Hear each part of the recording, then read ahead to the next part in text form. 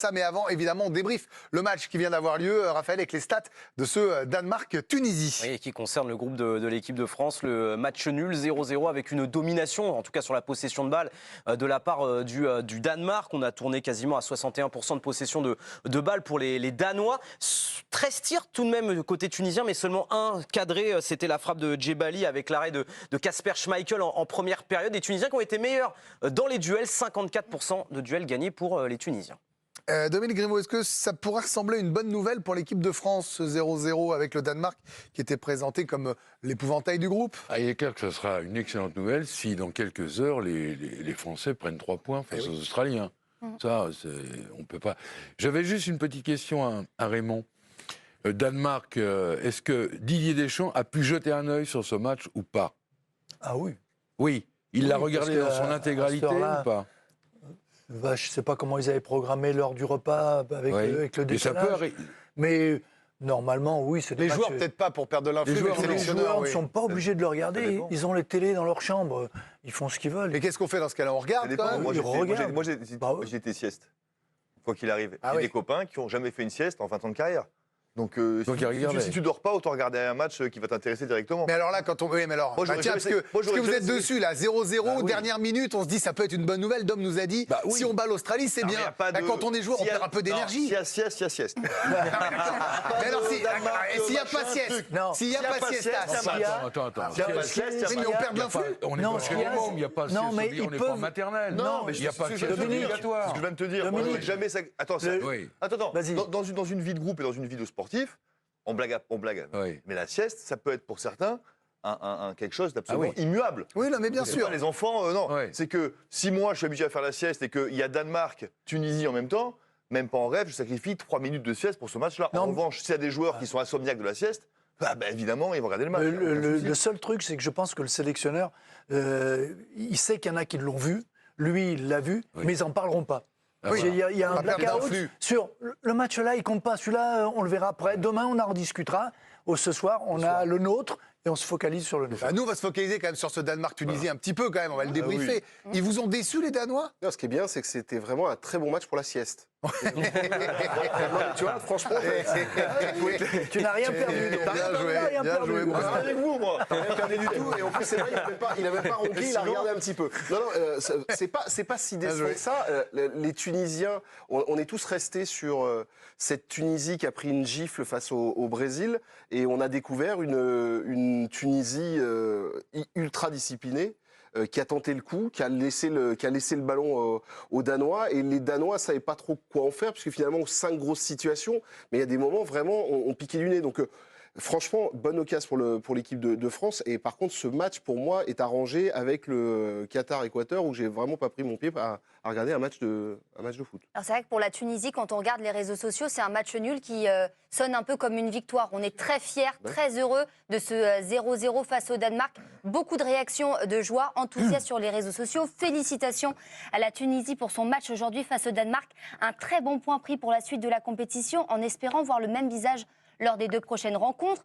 Chambly, le petit clin d'œil sympa à son ancien joueur, le club de Chambly. Bravo à notre ancien joueur Aïssa Laïdouni pour son très bon match contre le Danemark. On te souhaite de te qualifier. Bon, derrière les Bleus quand même, pour le petit clin d'œil. Bon point, bon match nul, bonne équipe tunisienne. Rendez-vous samedi contre l'Australie, notre adversaire du soir. Ou encore Tunisie qui joue à la façon africaine avec beaucoup de physique et de force. Donc énormément de joie pour les Tunisiens aujourd'hui. Tout ce qu'on sait, c'est qu'on ne sait rien finalement. On reviendra sur l'exploit de l'Arabie Saoudite face à l'Argentine. Oui. Non mais vraiment, là je veux dire, les résultats du jour pour tous ceux qui sont parieurs en fun ou un peu l'argent, c'est compliqué. Ah oui, là il y a quelques combinés qui sautent. Les Danois ils ont déjà sauté. À 11h, tout à fait. Est-ce que les Danois vous ont déçus ou est-ce que c'est les Tunisiens qui vous ont plus plu? Non, les Danois n'ont pas réussi à enflammer et emballer ce match-là. C'est rassurant pour nous parce qu'en plus, ils ont été pris 2-3 fois sur des ballons en profondeur. Et il y a eu 2-3 situations où, si c'est Mbappé qui y va, je pense que ça peut aller au fond. Et les Tunisiens ont joué sur ce qu'ils savent faire. C'est une équipe qui sait défendre. Il y a eu l'accro du Brésil, mais c'est une équipe qui est organisée, qui défend bien. Et ce point pris, c'est pas un cadeau pour nous.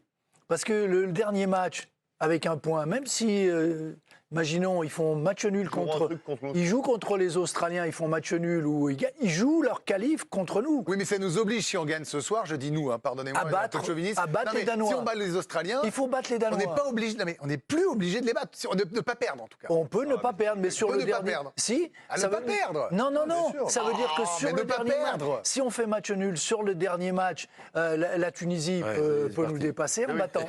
Vous êtes déjà au troisième match, alors que moi je me projette sur le deuxième. Oui, mais celui qui va compter, c'est le troisième.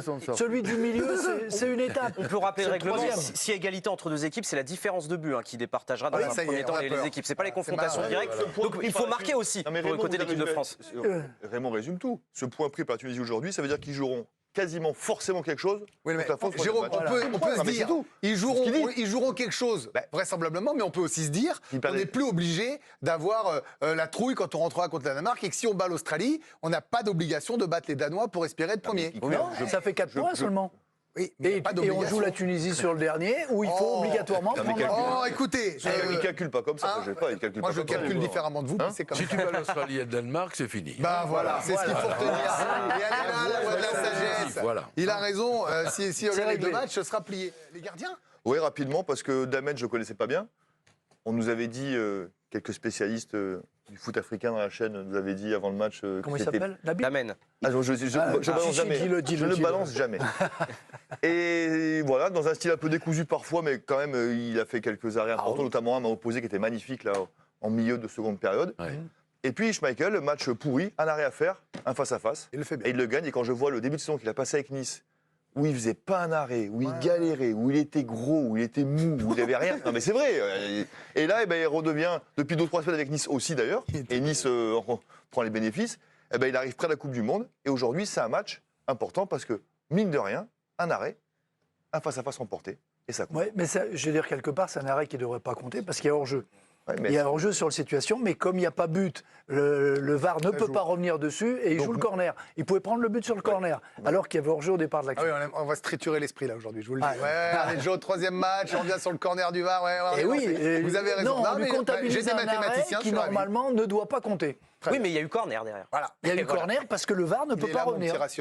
Mais il est comptabilisé. Dolberg, il vous a déplu aussi, Dominique? Vous avez entendu vos camarades parler de Dolberg, vous l'avez trouvé transparent? Grand mystère. Dolberg, moi, je n'ai jamais trouvé extraordinaire, c'est le moins qu'on puisse dire. Donc non... C'est vrai qu'il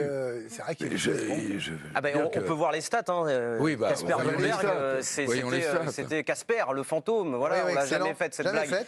Bien évidemment, mais très peu d'occasions, très peu de ballons touchés. Il est sorti à la 65e minute.